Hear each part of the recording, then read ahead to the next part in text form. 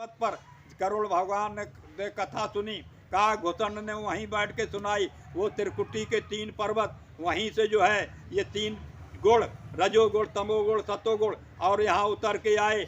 उन्हीं से जो है 3 देवताओं का अवतार यहाँ हुआ। ब्रह्मा, विष्णु, महेश तीनों जो है यहाँ अवतार हुआ 3 गुणों से। अय बहनों और भाइयों, वही जीवात्मा कहती है कि तुम मेरा जो है साथ दे दो और जा के जो है वहाँ बसो। पहाड़ तुम्हारा, मैं वहाँ, तुम वहाँ रहना, राज कमाना, क्योंकि मन जो है वो त्रिकुटी का वासी है, निज घर उसका त्रिकुटी में है और वहीं से उतर के आया है। तो कहती कि तुम वहाँ रहना और वहाँ राज कमाना। हम पहुँचे सतपुरुष के डेरा, कहा कि हम वहाँ से हम अपने घर चले जाएंगे और तुम मेरा वहीं से मेरा तेरा साथ छूट जाएगा। तुम अपने घर में जब पहुँच जाओगे तब आपको पता चल जाएगा कि हम कौन हैं। तो इसी तरह से जो है जीवात्मा वो समझा रही है मन को। अय बहनों और भाइयों, जब ऐसी सुनी, मन ने जब सुना कि मैं तो बहुत कुछ चीज हूँ और कहाँ मार खा रहे हो, अब मन बोला सुनो सूरत तुम, विषय स्वाद मुझसे ना छोड़ा। कहा तुम कहती तो हो कि मेरा साथ दे दो, लेकिन मैं कैसे चलूं?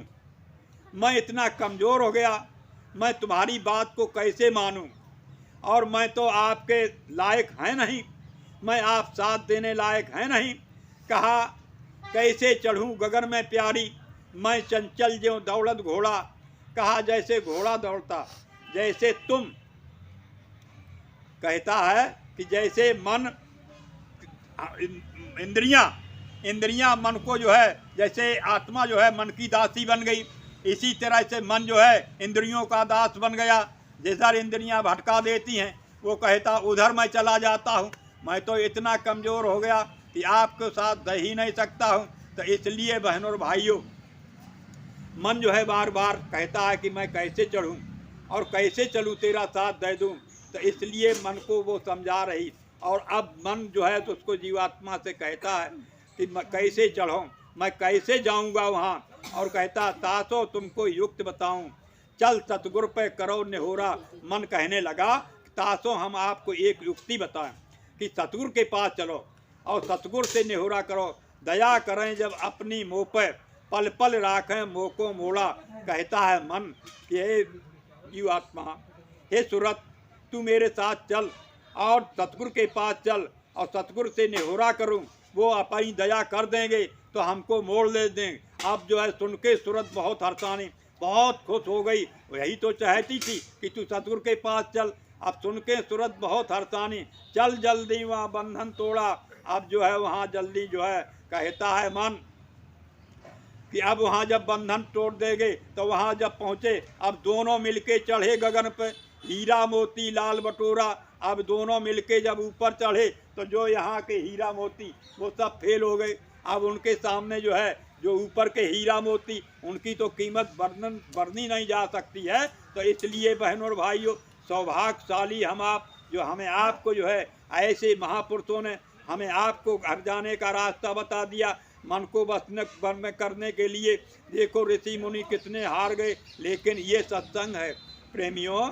इसीलिए कहा कि सत्संग सार है दुनिया में।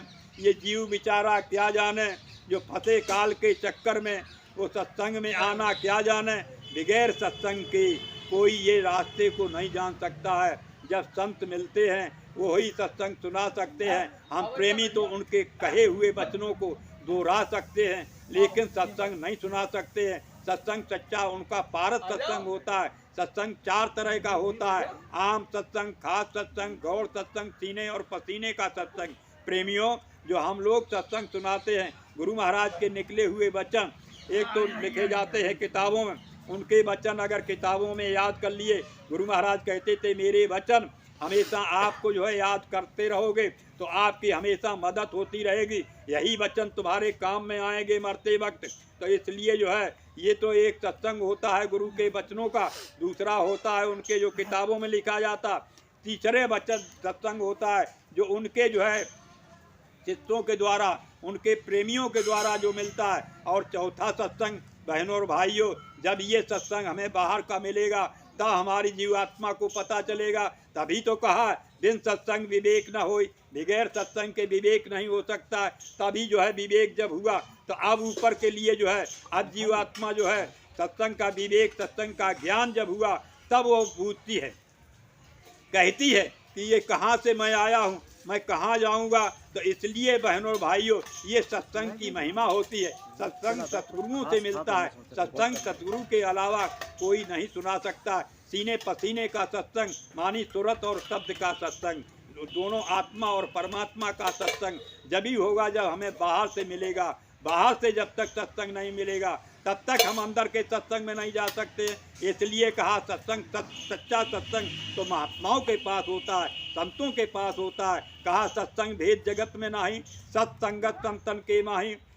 कहा वो तो संतों का सत्संग जो है संतों के पास होता है। वेद पुराण न जाने बाटी, पंथ भेष नहीं जाने घाटी। वो सत्संग सतगुरु से पावे, मूल तोड़ सद्वार लखावे। वो तो सतगुरु से सच्चा सत्संग मिलता है। तभी तो महापुरुष कहते हैं कि सत्संग महिमा है अतभारी, जब कोई जीव होए अधिकारी।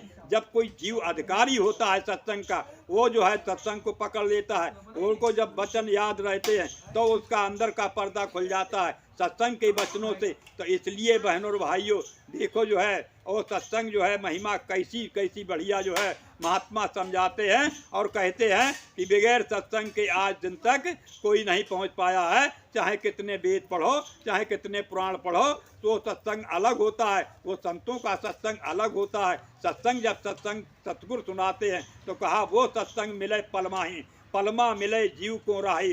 जब वो सत्संग मिल जाएगा संतों का तो राही का मतलब है रास्ता। जब रास्ता भौजल नौका सत्संगत भाई, और सूरत चढ़ी भव पारे जाई।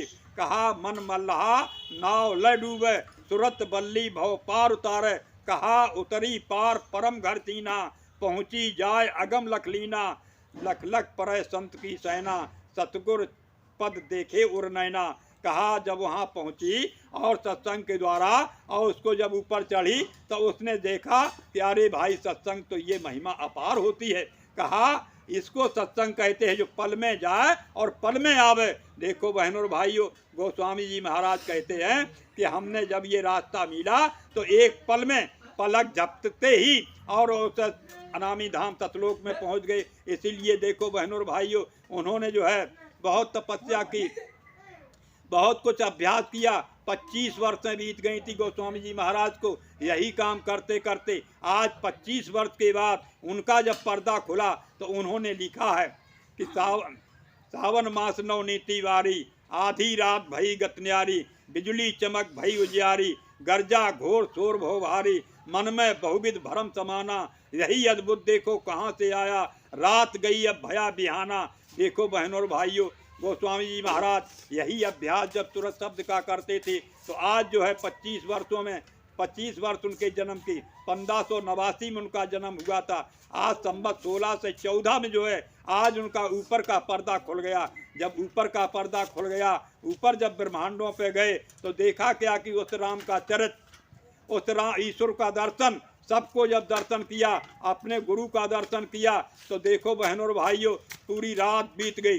रात गई अब भया बिहाना, पूरी रात चली गई। बिहाना का मतलब सवेरा हो गया। और जैसे सवेरा हुआ और सवेरे जब उन्होंने देखा पूरा चरित्र तो बहनों और भाइयों ये रामचरितमानस जो हमारे आपके सामने ग्रंथ लिखा रखा, ये कोई ग्रंथ जो है पढ़े पढ़ाए का नहीं है, ये किसी बताए का ग्रंथ नहीं। ये तो उन्होंने जो करके देखा है, अंदर में जो देखा है वही हमारे आपके सामने लिखा है। तो देखो हमारा आपका यही जो उन्होंने किया और देखा वही राम का चरित्र सारा जो है रामचरितमानस में लिखा। वही में देखो आगे लिख दिया रामचरितमानस में कि नयन मून त्रिजब भयऊ, पुंचतवत कौशलपुर गयऊ, मोहि बिलोक राम मुस्कियाई। देखो एक जगह बैठे नयन मूंदे, आँखें मुँह में बैठे और कहाँ कौशलपुरी, कौशल कहते अवध को, अवध में पहुँच गए। अवध में वो राम रहने वाला, ये अवध नहीं, ये अवध में तो रोज वध होते हैं। अवध का मतलब जहाँ कोई वध ना हो, ऐसी अवध में जब पहुँच गए तो वहाँ जो है राम मुस्कियाने लगे। राम कौन? वो निरंजन भगवान मुस्कियाने लगे। उन्होंने कहा कि यहाँ तुम कैसे आ गए? आपके लिए मैंने इतना प्रबंध किया कि इंद्री द्वार झरोखा नाना, जहाँ तहाँ सुर बैठे कर थाना, आप यहाँ कैसे आ गए? तब वो कहने लगे गोस्वामी जी महाराज कि हमको गुरु मिले। हमको ये गुरु ने रास्ता बता दिया, हम यहाँ चले आए। अब जब गुरु का नाम लिया तो वो बड़ा खुश हो गए। निरंजन भगवान खुश होकर के और कहने लगे, अगर गुरु मिल गए तुमको तो अब इधर से अब आपका इधर कोई काम नहीं रहा, अब आप उधर चले जाओ। जब गुरु पर सब कुछ खुश हो जाते हैं, चाहे वो 3 लोक के स्वामी हों, चाहे देवी देवता हों, सभी जब गुरु सच्चे मिलते हैं, गुरु को सभी ही काल प्रभु जो है 3 लोक के स्वामी वो भी प्रणाम करते रहते हैं। तो इसलिए जो है अब काल भगवान जो है निरंजन भगवान ने सीधा एकदम कह दिया उन्होंने गोस्वामी